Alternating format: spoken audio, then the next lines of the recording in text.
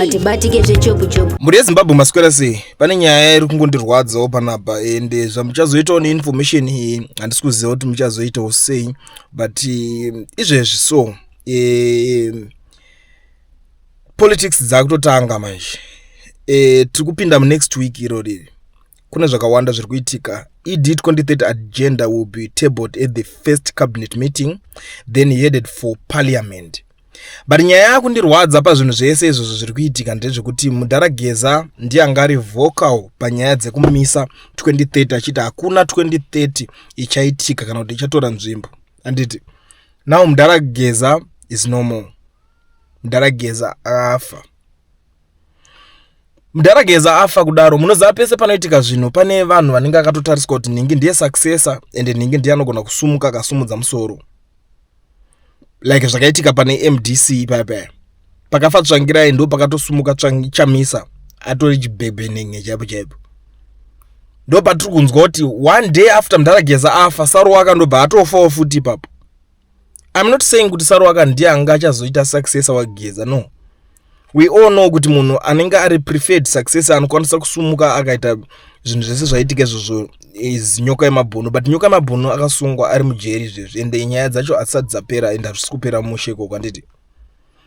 But imagine kuti vakutoona kuti Saruwaka ndiye ari panze ari kumhanya mhanya ari kurova mamoves ese ndobva zvangonzi munhu arohwa nepfuti pamwe chete nadriver wake anga ari kumudriver wacho weUber vongonzi vangorohwa nepfuti vese vafa. Wiki rakutotanga ratakutopinda next week imomo kunenge kuchitopisa nyaya yeED 2030 yo first cabinet meeting ndo nyaya dzavanenge vachitofambira kuti vanodzigadzirisa ipapo. The next thing vakutoenda kuparliament. Kana vatowirirana kuparliament ikokoko inobva zvichitodzoka zvanzi ndo zvataurwa kuparliament zvinenge zvatokuna munangagwa kuti angosaina kuti ndiri kuda here kana kuti handisi kuda. Ndo pazvinenge zvatosarira. And the thing now is parliament is walk over because kuparliament vatori nemajority yacho yese izvezvi. Pamakaona zvakaitika zvakakanyika zvinhu paipa and a lot of people were like parliament haidakana basa vanhu vari kuparliament chichi, but inini chokwadi chacho ndaitochiziva kuti amwana unoona parliament ikatoleka opposition panenge patoshata. Izvezvi pane mitemo yakawanda imwe iri kutoiswa. I don't know kuti vanhu vemachechi muri kufilawo sei izvezvi. Ndakanzwa kuti hanzi vanhu vese vanopindira machechi munofanira kunge mune soundproof. Vanhu vese vari kuita magarage maservice station vari kutengesa petrol mudzimba futi mudhuze mudzimba vaya ngaabve imomo maservice station. I don't know kuti mese muri kufila sei because iwo ngatarise kuti uri munhu wechechi iwo wonzonoisa soundproof. Do you know what soundproof inoita mari?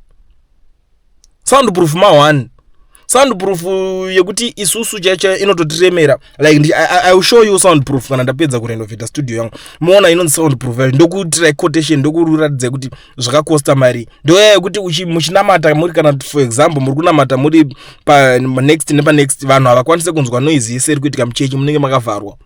To those vakamboenda kuHICC kana muchiziva panonzi paHICC pane soundproof paipa yekuti haukwanisi kunzwa zviri mukati zvinenge zvichiitika even wakamira padhoor apa ukwanisa kunzwa kuti ningi ndiye akutoimba akutoperforma. Ndo zvavari kutaura zvofanirwa nemunhu nemachurches ese ari kuitika mudzimba. But the funny thing we all know kuti vanhu muri kutambura but mitemo yeseyo inongeri kana yatotaurwa hakuna aripo kuti akwanise kudefenda kumira kutaura kuti but this is not right because machechi edu hava afford. Kana muchinge madaro mati masoundproof ngaange achiiswa pamachurches chivapaiwo nguva kana kuti gore rekuti vakwanise kuunganidza mari dzacho nokuti haasi ese machechi anoita se anowana. So zvoreva kuti kutori nemwe mukana wavhurwa kumachechi vanhu vemachechi vachatodzidzira kutonyora this time because hapana pekuti vachakusvikira kawo uchibhizi kuimba nezvimainstruments nezvimaspeaker zvako vokusiya uchatotonyora uri wechechi.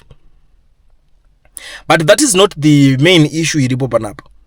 Main issue tese tiri kuziva zvinhu hazvitori tinangana kutombomira mushe munyika zvakatodzvanya kutaura pafeya chaipo chaipo vanhu vatoomerawo nezvinhu zvekuti uchazorara waita sei mangwana wadyei because nhamo yako munhu pawakaisira ndopauri kungodzokera. What will be the next now?